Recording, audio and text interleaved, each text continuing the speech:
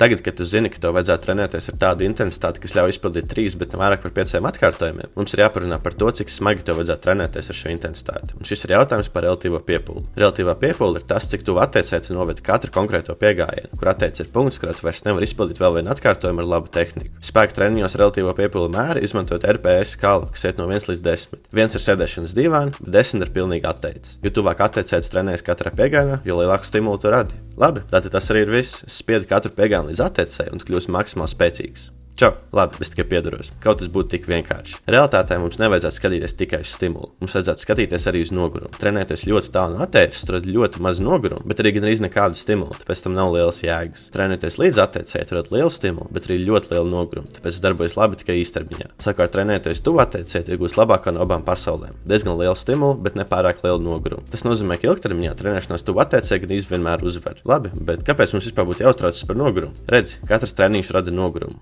Treniņš ir pietiekami stimulējošs, nogurums līdz nākamajam treniņam nenokrīt atpakaļ līdz nullē, tas uzkrājas. Tu vari par to domāt šādi. Katrs treniņš rada 20 noguruma vienības, un pirms nākamā treniņa 15 noguruma vienības pazūd. Tas nozīmē, ka katrā nākamajā treniņā tu ej ar 5 noguruma vienībām vairāk nekā iepriekš, un kad tu, teiksim, sasniedz 100 noguruma vienības, to veiktspēja sāk kristies. Šis traucē tev radīt progresējušas pārslodzes stimulu, jo tu vairs neesi tik stiprs kā parasti. Ja tas pieredzi pacelt 100 kg 3 reizes, ko tev dos 80 kg 3 reizes? Neko. Tāpēc, ja tev veiktspēja sāk kristies, nav jēgas turpināt trenēties.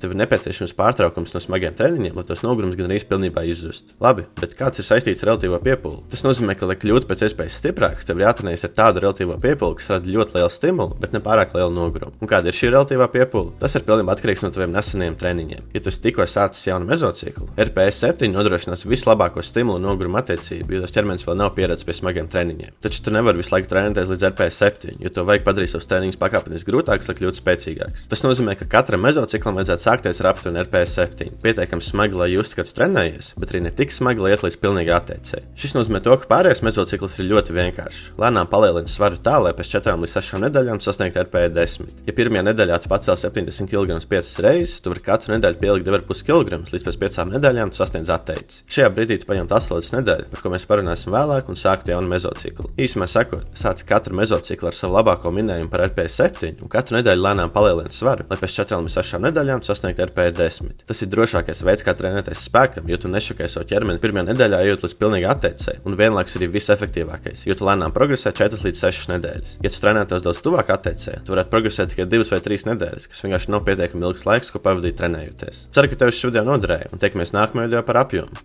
Čau!